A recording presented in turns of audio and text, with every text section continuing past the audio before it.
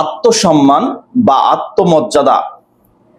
আত্মসম্মান এবং আত্মমর্যাদা অত্যন্ত গুরুত্বপূর্ণ একটি বিষয়।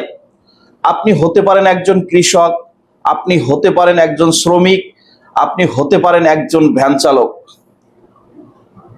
আপনি যাই হন না কেন, আপনার একটা আত্মসম্মান দরকার, আপনার একটা আত্মমর্যাদা দরকার। আপনি যদি আত্মসম্মান এবং আত্মমর্যাদার অধিকারী না হন, তাহলে আপনি কোথাও কোনো জায়গায় গিয়ে আপনার সম্মানটাকে ধরে রাখতে পারবেন না। আপনি সব জায়গায় অপমানিত হবেন, অসম্মানিত হবেন, সবাই আপনাকে ছোট করে দেখবে।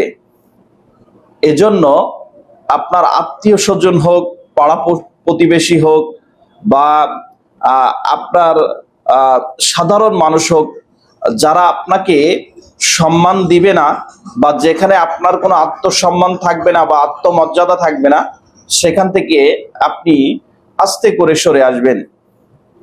আপনার আত্মসম্মান বজায় রাখবেন এবং আপনি এমন কোনো কাজ করবেন না যে কাজের জন্য আপনার সম্মান, আপনার আত্মমর্যাদা বিঘ্নিত ঘটে।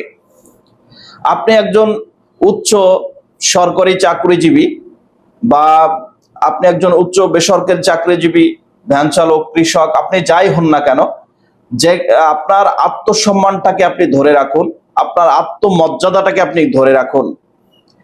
আপনার কাজ এবং আপনার কর্ম যেন আপনাকে, যে আপনার যে আত্মসম্মান বা আত্মমর্যাদা আছে, এটাকে নষ্ট না করতে পারে। যদি একবার আপনার আত্মসম্মান এবং আত্মমর্যাদা একবার যদি নষ্ট হয়ে যায়, তাহলে এই আত্মসম্মান বা আত্মমর্যাদা আপনার আর কখনো ফিরে আসবে না। এজন্য আপনাকে অবশ্যই কোন কাজটা করতে হবে, কোন কাজটা আমার করা উচিত না, এইটা অবশ্যই আপনাকে বিবেচনা করতে হবে। আপনার ব্রেনটাকে শার্প রাখতে হবে, খোলা রাখতে হবে, যাতে করে আপনার আত্মমর্যাদা বা আত্মসম্মান বোধে কোনো রকমের কোনো ঘাটতি বা কোনো রকমের কোনো সমস্যা দেখা না যায়, সেই ব্যাপারে আপনার সর্বোচ্চ সতর্ক হতে হবে। আপনি যখনই আত্মমর্যাদার অধিকারী হবেন, আপনি যখনই আত্মসম্মান এর অধিকারী হবেন, তখন কিন্তু সবাই আপনাকে সম্মান করবে, শ্রদ্ধা করবে, ভালোবাসবে। আপনার কর্ম, আপনার কাজ, আপনার আত্মসম্মানকে যদি ছোট করে, নষ্ট করে, তাহলে আপনি আর কোথাও নিজেকে মেলে ধরতে পারবেন না।